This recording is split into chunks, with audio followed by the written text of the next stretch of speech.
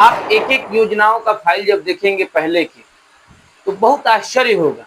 जो काम 10 लाख 12 लाख में भी किया जा सकता था, 8 लाख में भी किया जा सकता था, उसको सीधे दुगना रेट से किया गया है।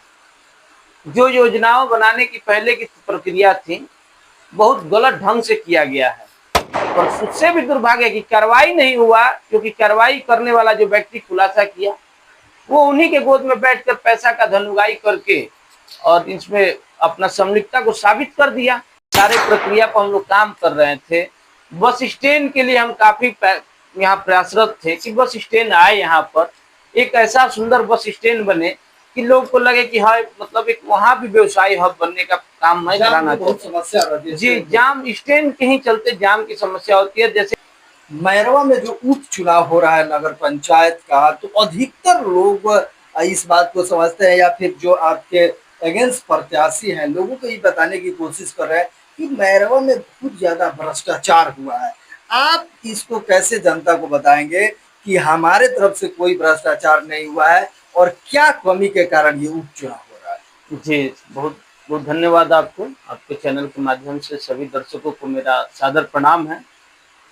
देखिए, अगर जो भ्रष्टाचार हुआ रहता तो आपको लगता है कि अभिमन्यु को इन लोगों ने छोड़ा रहता? आज आप देख रहे हैं, दूसरे दल के भी लोग कह रहे हैं कि अभिमन्यु की क्या गलती थी। सही बात है, कोई हमारी गलती नहीं रही। बस एन केन प्रकरण से हमको लगकर ये लोग को ये डर था कि जो विकास के रफ्तार अब हमने काम का अपना शुरू किया था, इन लोगों को डर था कि कहीं ना कहीं जब ये काम करने लगेगा, धरातल स्तर पे लोगों को दिखने लगेगा काम ज्यादा से ज्यादा, तो फिर हम लोगों की राजनीति 10-20 साल यहाँ चलने वाली नहीं है। उसलिए इन लोगों ने हमें पद से हटाने के लिए बैकडोर का रास्ता अपनाया, और ये तो साबित भी हो गया। बैकडोर का रास्ता अपनाया कौन? अगर जो मैं गलत रहता तो वो लोग हम पर भ्रष्टाचार के लिए सारी अपनी मशीनरी लगा देते हम पर केस करने के लिए। अच्छा, ये बताइए कि जो भ्रष्टाचार का मुद्दा है वो मैरवा के लिए पुराना नहीं है। पूर्व के जो अध्यक्ष रहे हैं उन लोगों की अगर बात की जाए तो ये बहुत सारी बातें आती है। क्या आप 2 साल अध्यक्ष पद पर आपकी माता जी रही हैं, क्या आपको लगता है कि सच में पहले मैरवा में भ्रष्टाचार हुआ है? देखिए, इसमें कहीं दो राय नहीं है। आप एक एक योजनाओं का फाइल जब देखेंगे पहले की, तो बहुत आश्चर्य होगा। जो काम 10 लाख 12 लाख में भी किया जा सकता था, 8 लाख में भी किया जा सकता था, उसको सीधे दुगना रेट से किया गया है। जो योजनाओं बनाने की पहले की प्रक्रिया थी, बहुत गलत ढंग से किया गया है। हम पे जो ये लोग नाला सफाई का इंतजाम लगाते हैं, ये केवल एक बेबुनियादी बात है। कहीं से साक्ष्य नहीं है उनके पास कि वो साबित कर दे कि नाला सफाई नहीं हुआ है। ठीक ना? नाला सफाई नहीं होता तो इधर के लोग जो कचरा गिरता था, फोटो डालता था, परेशानी होती थी, है ना? हम लोग को भी बड़ा तकलीफ लगता था। यही सब देखकर हमने बड़ा नाला का प्रोजेक्ट जल्द से जल्द पास कराकर उन लोगों की समस्या को दूर किया। और यहाँ जो भ्रष्टाचार होता था, काफी बड़े लेवल पर होता था। समझिए, पूरी सिस्टम लगी रहती थी उसमें भ्रष्टाचार में, और काफी अच्छे संयोजित तरीके से भ्रष्टाचार होता था। अच्छी बात है कि खुलासा हुआ, पर उससे भी दुर्भाग्य है कि कार्रवाई नहीं हुआ, क्योंकि कार्रवाई करने वाला जो व्यक्ति खुलासा किया, वो उन्हीं के गोद में बैठकर पैसा का धन करके और इसमें अपना संलिप्तता को साबित कर दिया। अच्छा, चलिए, भ्रष्टाचार की बात हो गई। 2 साल आप अध्यक्ष पद पर भी रहे, आपने बताया कि 38 से 40 काम आपने गिनाया।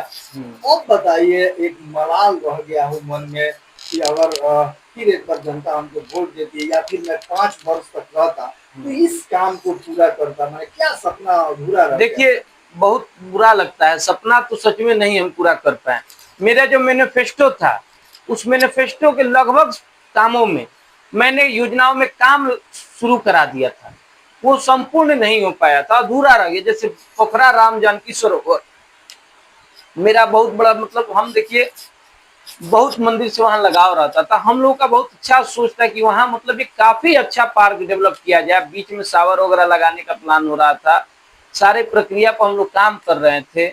बस स्टैंड के लिए हम काफी यहाँ प्रयासरत थे कि बस स्टैंड आए, यहाँ पर एक ऐसा सुंदर बस स्टैंड बने कि लोग को लगे कि हाँ मतलब एक वहाँ भी व्यवसायी हब बनने का काम मैं जाम कराना की बहुत चाहता हूँ। समस्या रहती है जी, स्टैंड पे। जाम स्टैंड के ही चलते जाम की समस्या होती है। जैसे कहा जाता है अस्थायी बस स्टैंड की टेंडर जो होती है, देखिए वर्षों से होती आती है।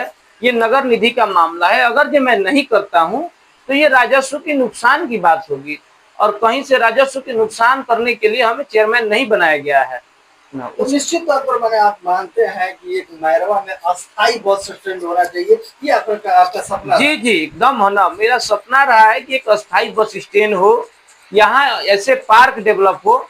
मैं इंडो स्टेडियम के लिए विभाग में कई जगह अधिकारियों से बात हुआ था, यहीं बगल में बहुचक है, वहां पर जमीन भी मैंने देखा था, वहां के लोगों द्वारा जानकारी हुआ था कि सरकारी जमीन है जिस पर इंडो स्टेडियम बनाने के लिए मैं काफी प्रयासरत था। मैं सोच रहा था कि इंडो स्टेडियम बने जो यहाँ के बच्चों के लिए, आप देखते हैं मैरवा के बच्चे बाल बैडमिंटन में कितना आगे जा रहे हैं, उनके लिए मैं प्रयासरत था कि एक इंडो स्टेडियम का निर्माण कराया जाए, जो उस बच्चों के भविष्य में मेहनत में हमारे तरफ से एक छोटा सा प्रयास रहेगा और बहुत अच्छा रहता हूँ बच्चों के लिए। अच्छा, आखिरी सवाल रहेगा प्रत्याशी को लेकर कि तमाम आपको लेके 6 प्रत्याशी चुनाव मैदान में है, तो एक प्रत्याशी का मानना है कि हम 50 से 60 लाख रुपए खर्च करेंगे, अपने पैसे से स्ट्रीट लाइट लगवाएंगे, ऐसा बात सुनने में आ रहा है। देखिए ये सब बेबुनियादी बातें हैं, है ना। काम कराने के लिए मैं जब चेयरमैन मेरी माँ जीत कराई थी, तो मेरे मित्र यार हम लोग बहुत सारे दोस्त लोग मिलाकर करीब 100 तो एलईडी लाइट खरीदे लो, उन लोग के पैसा सबसे मिलाकर दोस्तों से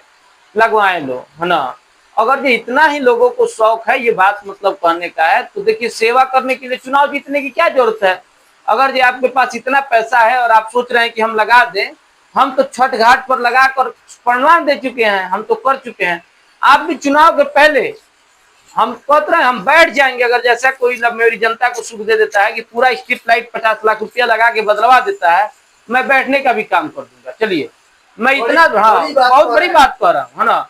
50 लाख रुपया लगा के पूरा मैरों में स्ट्रीट लाइट लगवा दे और मैं उनको समर्थन देता हूँ। चलिए देखिए सब बेबुनियादी बातें, ये सब लोगों को हवा हवाई बातें नहीं करनी चाहिए, है ना। पैसा बहुत मेहनत से सब कोई कमाता है, और जो उसके पास अनियंत तरीके से पैसा आता है वही इस तरीके की बातें कर सकता है। हम लोग ना किसी विशेष वर्ग को लेकर चलते हैं, हम सभी जाति धर्म के लोगों को सम्मान करते हैं, सबको अपना मानते हैं। हम कभी अपने आप को 1600 या 2400 नहीं गिनते हैं, हम अपने आप को 20,000 गिनते हैं, और 20,000 जनता के पैरों में गिरकर आशीर्वाद मांगते हैं कि हमको आप आशीर्वाद दे कि इस नगर के विकास में जो काम बाधा रह गया, हमको उत्पन्न किया गया इन लोग के द्वारा, मैं उसको फिर से पुनः तोड़कर उस कार्य को पूरा कराऊं। इसीलिए मैं बस आशीर्वाद मांगता हूँ पब्लिक से।